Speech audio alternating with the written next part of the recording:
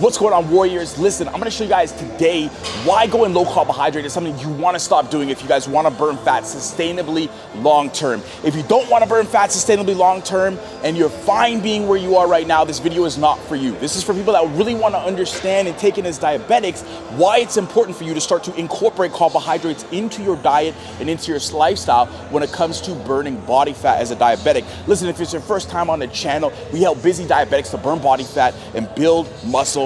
We also help to bring in supplements to show you what type of supplements are the right supplements for you to take to help you to build muscle and burn body fat. If any of that sounds good, make sure you guys hit that subscribe button down below. Hit that like button so you guys don't miss out. Hit that bell notification so you guys know when I drop these videos. All right, let's just dive right into this one.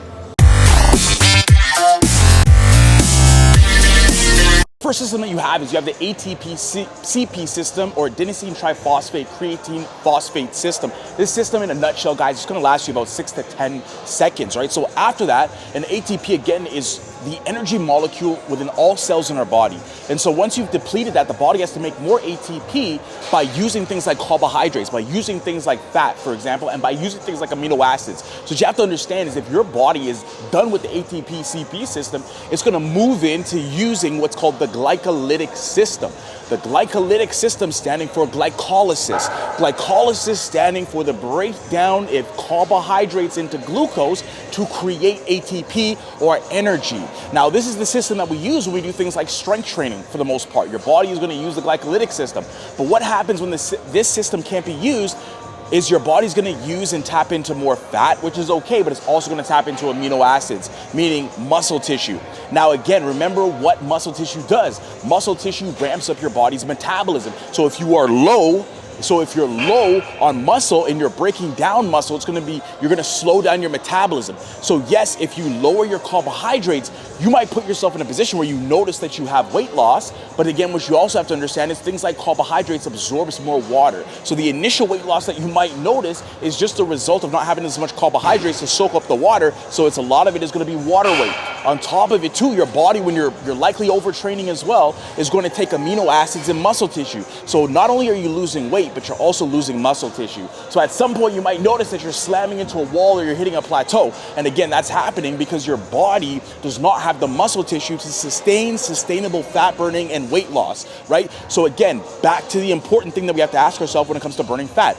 Are we preserving muscle and are we building muscle? And if you're low on carbohydrates, you're tapping into your muscle stores. So the answer is no.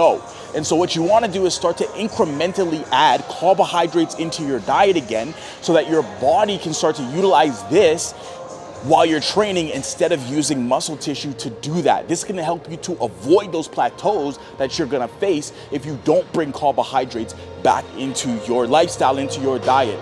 The other thing that you have to understand is that almost every major organ in the body prefers glucose coming from carbohydrates. Think about it this way. Through the process of gluconeogenesis while you're working out, while you're training, your body can convert lactic acid, which happens in the burning sensation you feel when you're training and working out. It's gonna convert that into sugar. Which can cause our blood sugars to go high too. Your body can also, through the process of gluconeogenesis, convert things like amino acids into sugar. It can also convert fatty acids into sugar as well, into glucose. And so why would your body have these systems if glucose itself wasn't important for your body to build muscle tissue? Ramp your body's metabolism up to help you to burn body fat. So again, the bigger picture is when we start to understand the importance of carbohydrates and glucose into fueling our workout, we can start to improve the results we get when it comes to burning body fat, simply because we ramp our body's metabolism up by utilizing glucose the right way to help us to build muscle tissue. Again, what you're also gonna notice is you're gonna have more energy overall. You're gonna feel better overall. You guys might also be asking, well, Jason, if I increase my carbohydrates, I also have to increase insulin, and insulin is my weight gaining hormone. Yes, insulin is your weight gaining hormone, but more than that, insulin is gonna help you to shuttle nutrients into your body.